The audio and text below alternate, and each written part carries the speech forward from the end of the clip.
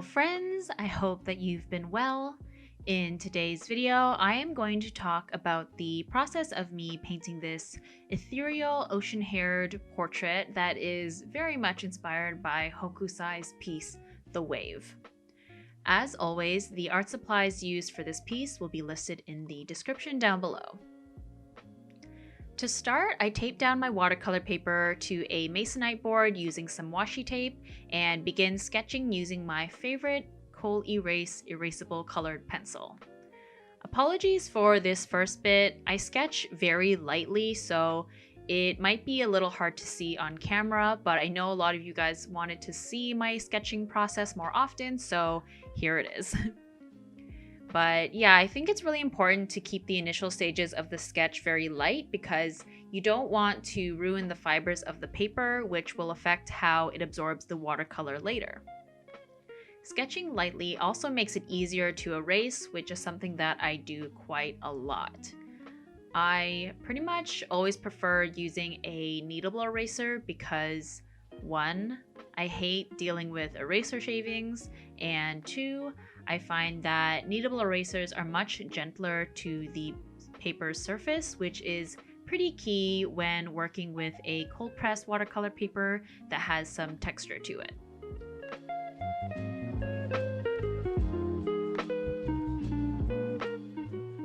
As I mentioned earlier, the inspiration for this piece, particularly the stylization of the water, is inspired by Hokusai's The Wave. But what initially made me want to do this piece was I wanted to create the new artwork for my Patreon print reward. For those of you who don't know, I have a Patreon page and one of the tiers is a limited edition postcard, and the other tier being a limited edition postcard and a sticker. And so the sticker design for this month is all blue, and so I thought that I would stick to some kind of blue theme so that they would kind of match, similar to my previous months. Last month the theme was purple, and then the previous month the theme was pink. And so at first, when I thought I was going to do some kind of blue theme, I thought I was going to do some kind of galaxy hair, but then last minute I decided to change it to water, and I'm really happy that I decided to go with that.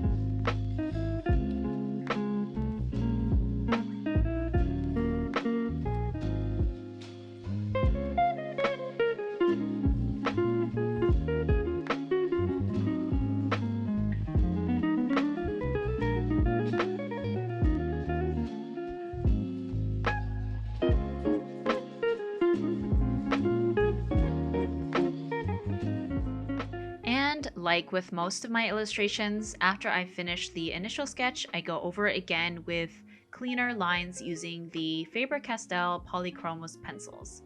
I use these ones specifically because they are oil-based, so they don't budge once we start using watercolors on them. I also chose to use red for the figure and blue for the hair. That way it was more cohesive when I begin painting on top of it.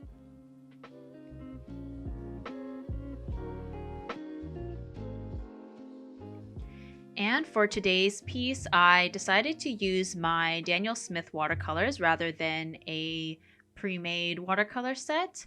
And a lot of you have asked to see the palette for when I'm mixing colors, and so I've decided to include that in this footage as well.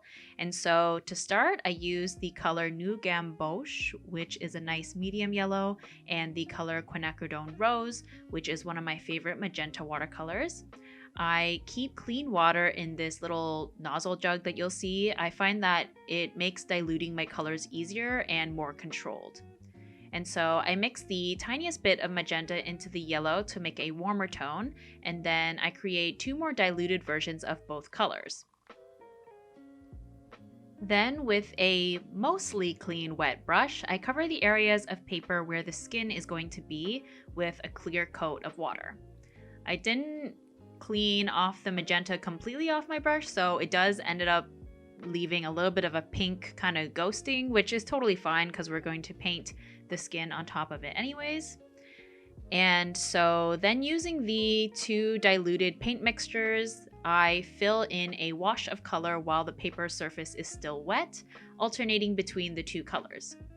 Using this wet on wet technique helps get a more even coverage and allows the two different colors to softly blend in with one another. You have to be sure to work fairly quickly though, or otherwise the paper might end up drying, which would defeat the purpose of wetting it in the first place and would leave kind of patchiness, which we don't want, of course.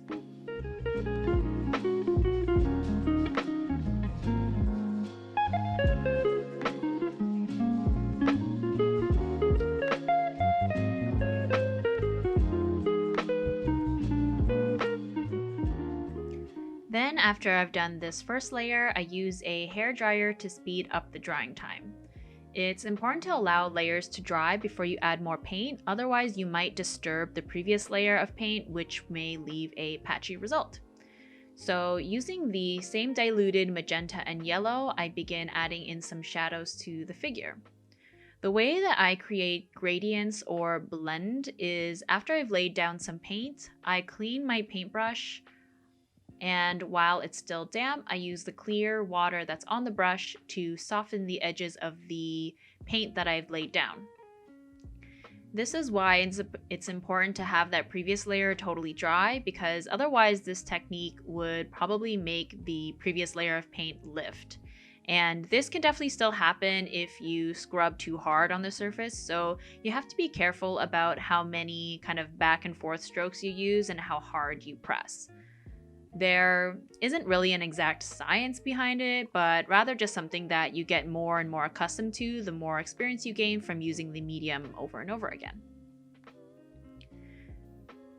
Whenever my hand leaves the camera frame, I'm cleaning off my brush. And normally I try to edit those bits out, but I left some of them in for this video to help give you an idea of when I clean it off to switch colors or to just use the clean wet brush to blend out the paints. Of course, it's also worth noting that the footage you're seeing here is twice as fast of the actual painting process, but I figured that this kind of editing will help give you a better idea of the painting process. Then from here, I begin painting the face using the same approach that I had with painting the figure, still using the diluted paint mixtures of yellow and magenta, and using just the clean wet brush to blend out the colors.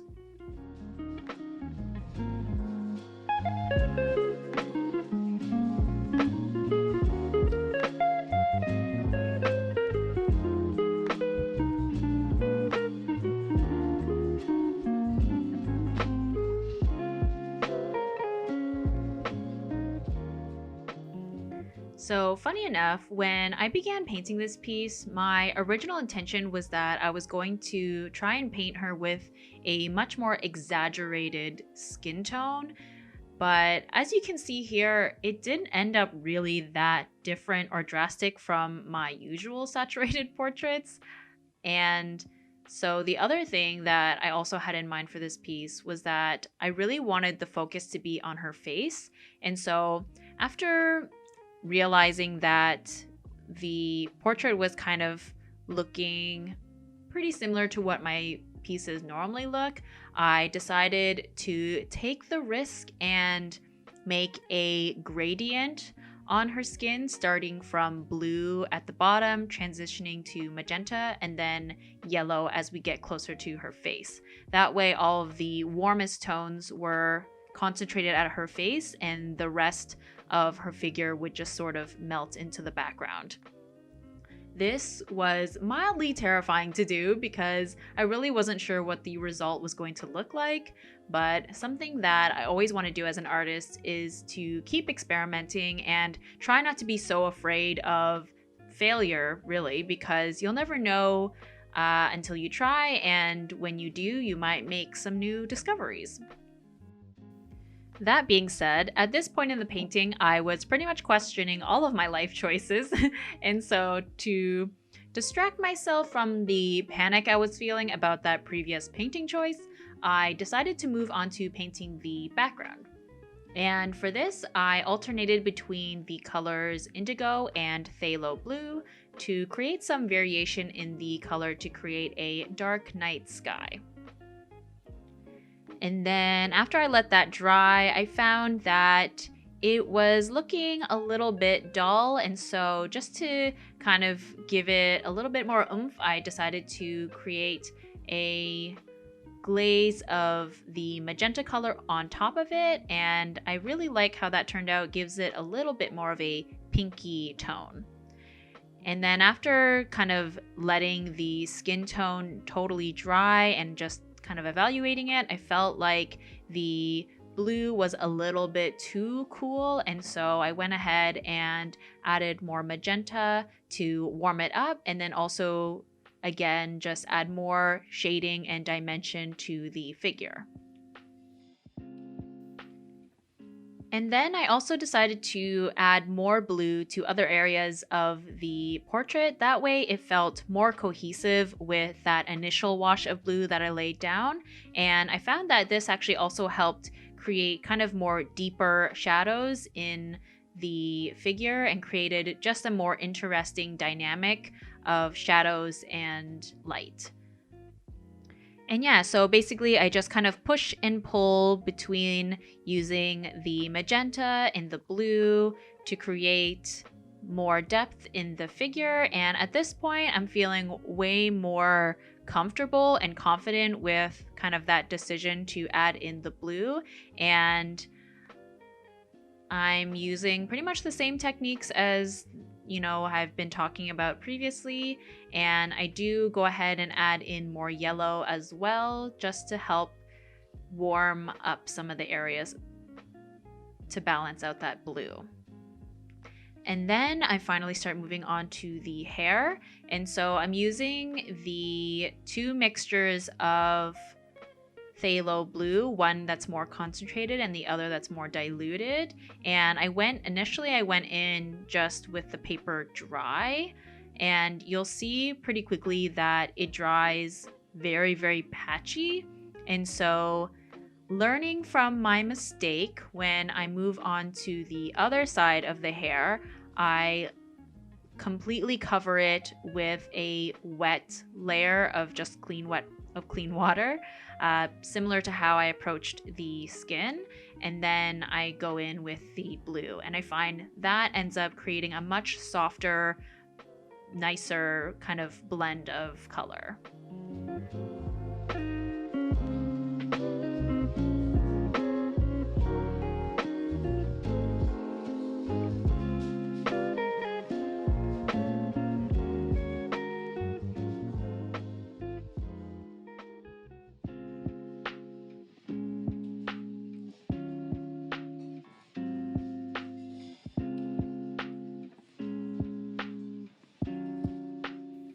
Then after the hair is put in and the background is put in, I realized that, yeah, the skin just looks kind of flat.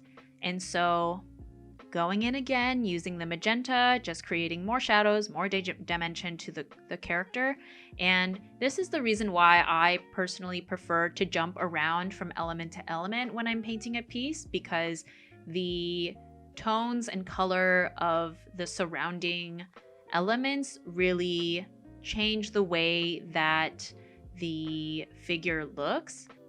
And another reason why that I really like jumping around from element to element is that it gives the paint time to dry as well before I go in with another layer, because as we've discussed and as you can see, I use many, many thin layers to build up the colors and values of a piece.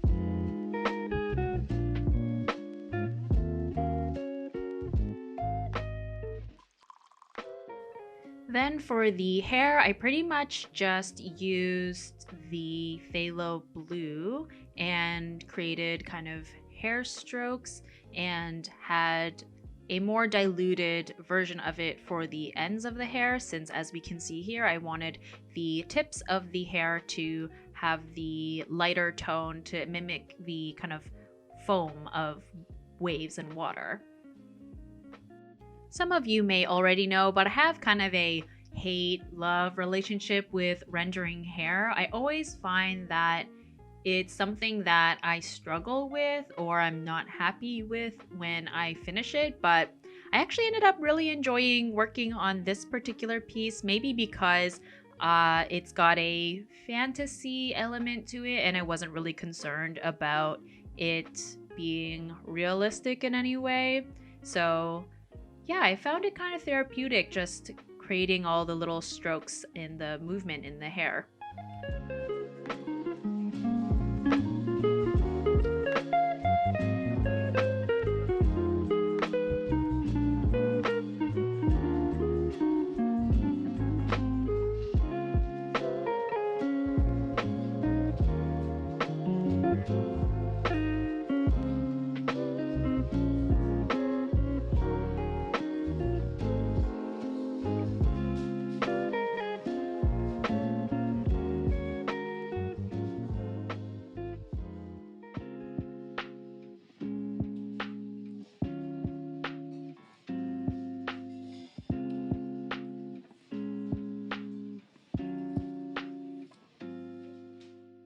And while of course I wanted the hair to be very blue because it's water, but I was finding that it felt a little bit too disconnected from the figure, and so I used a very diluted magenta to kind of glaze over most of the hair to give it a little bit more of a pinky hue to try and have it feel a little bit more cohesive with the figure. But I left the kind of most concentrated blue around the face again, just to try and bring all the attention to the focal point.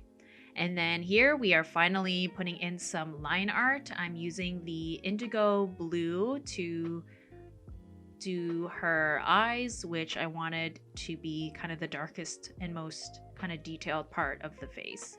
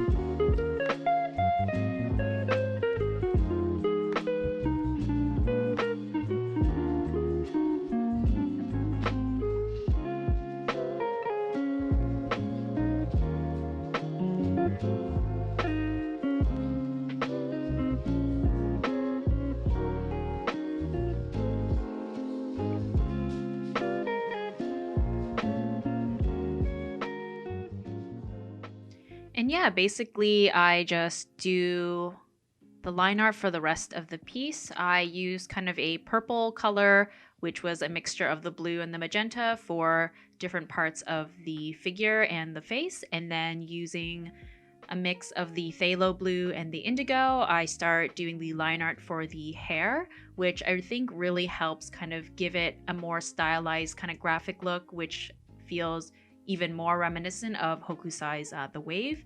And yeah, I think it's just a really kind of fun look.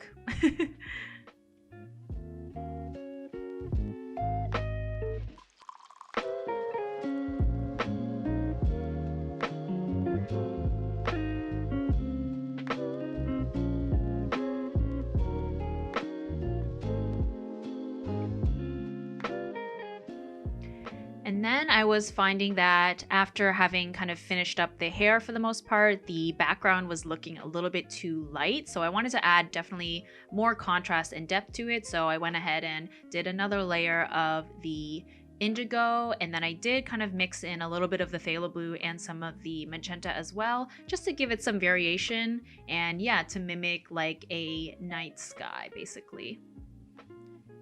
Then I went to bed, slept on it, and came back to the piece with fresh eyes, and I decided that I felt like, again, her chest and the figure was still looking a little bit too cool, so I went ahead and glazed it again with the yellow color, and after it dries, I think it kind of helps just feel a little bit more cohesive, but still has the effect that I wanted to go for of having kind of the face be the warmest part of the piece.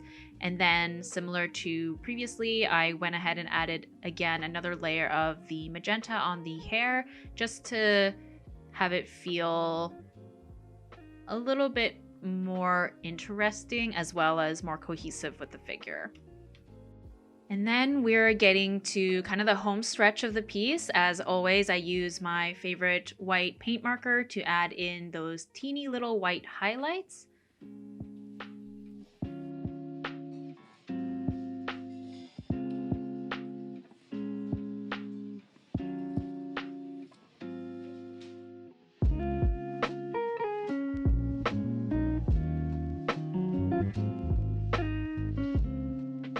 Then as a fun last touch, I use the Winsor & Newton Gold ink to add some stars and sparkles to the sky, and then I do end up adding them to her hair as well.